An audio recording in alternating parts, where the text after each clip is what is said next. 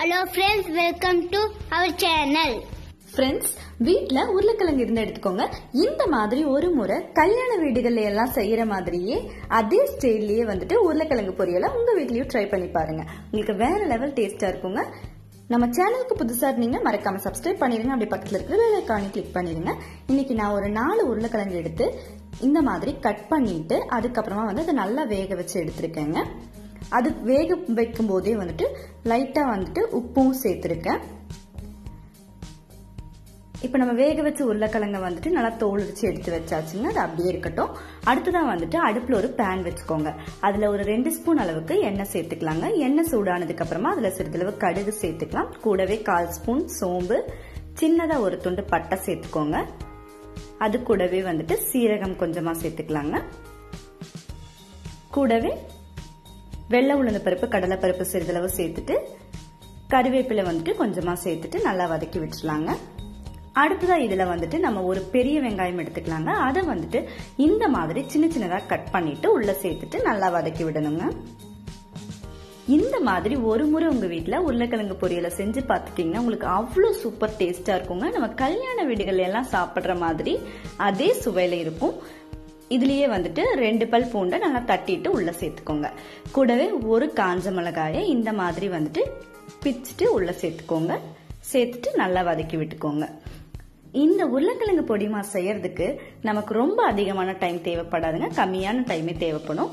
அடுத்ததா இதுல வந்துட்டு ஒரு தக்காளி பழத்தை இந்த மாதிரி சின்ன சின்னதா கட் பண்ணிட்டு உள்ள சேர்த்துட்டு மிக்ஸ் பண்ணி விட்டுக்கோங்க.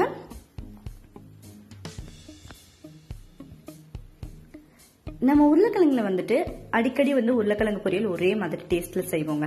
இந்த மாதிரி செஞ்சு பார்த்துட்டீங்கன்னா அதுக்கப்புறம் எப்போ உருளைக்கிழங்கு இருந்தாலும் இதே மாதிரி செய்வீங்க. இப்ப மசாலா சேர்த்துக்கலாங்க. 1/4 ஸ்பூன் அளவுக்கு மஞ்சள் தூள் சேர்த்துக்கோங்க. கூடவே காரத்துக்கு ஏற்ற மாதிரி மிளகாய் தூள். நான் இன்னைக்கு 1 ஸ்பூன் அளவுக்கு மிளகாய் தூள் சேர்த்திருக்கேன். இது கூடவே வந்துட்டு 1/2 ஸ்பூன் மல்லித்தூள், 1/4 ஸ்பூன் கரம் மசாலா சேர்த்துக்கலாங்க. சேர்த்துட்டு நல்லா வதக்கி விட்டுலாம். நம்ம மசாலாவோட பச்சை வாசனை எல்லாம் போகிற அளவுக்கு நல்லா வதங்கட்டுங்க. இது அடுப்பை வந்து மீடியம் ஃப்ளேம்ல வச்சுக்கோங்க. இப்ப பாருங்க நம்ம வேக வச்சு எடுத்திருக்க உருளைக்கிழங்கு நல்லா தோல் நீக்கி எடுத்து வச்சிருக்கோம். இது அப்படியே இருக்கட்டுங்க.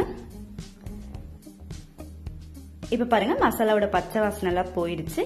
இது கூடவே வந்துட்டு நம்ம ஒரு 1/4 டம்ளர் அளவுக்கு மட்டும், அதுக்கு கொஞ்சமா குறைவாவே வந்துட்டு நம்ம தண்ணி இதுக்குள்ள சேர்த்துக்கலாங்க.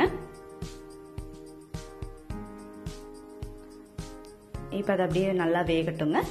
இப்ப நம்ம தேவையான அளவு உப்பு சேர்த்துக்கலாங்க. நம்ம உருளைக்கிழங்கு வேக வைக்கும் போதே கொஞ்சமா உப்பு சேர்த்திருப்போம். அதனால உப்பு வந்துட்டு பார்த்துட்டு எவ்வளவு தேவையோ அந்த அளவுக்கு உப்பு சேர்த்துட்டு இதை நல்லா மிக்ஸ் பண்ணி விடுங்க. இது ஒரு 2 நிமிஷம் அப்படியே இருக்கட்டுங்க.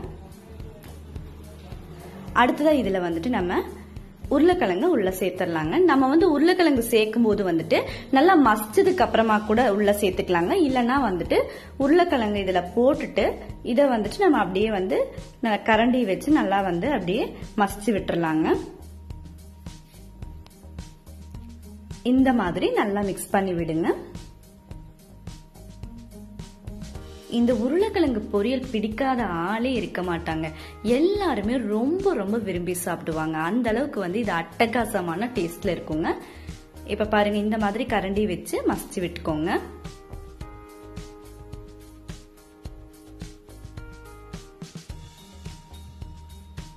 நல்லா கலந்து விடுங்க. நம்மளோட மசாலா வந்துட்டு எல்லா உருளைக்கிழங்குலயுமே வந்து நல்லா படுற மாதிரி மிக்ஸ் பண்ணி விட்டுக்கோங்க.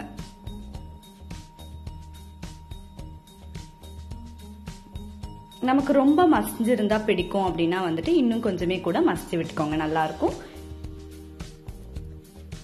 இது அப்படியே வந்துட்டு ஒரு 2 நிமிஷம் 3 நிமிஷம் வரைக்கும் நல்லா வேகட்டுங்க. மேலால வந்துட்டு மல்லித்தலை தூவிட்டு கிளறி விட்டுருங்க. நல்லா இந்த மாதிரி மிக்ஸ் பண்ணி விடுங்க. அவ்வளவுதாங்க. ரொம்ப சிம்பிளான முறையில நம்ம வீட்டுல இருக்கிற பொருளையே வச்சு கல்யாண வீடுகள்ல எல்லாம் செய்யற மாதிரி உருளைக்கிழங்கு பொரியலை நம்ம வீட்லயே ரெடி பண்ணியாச்சுங்க.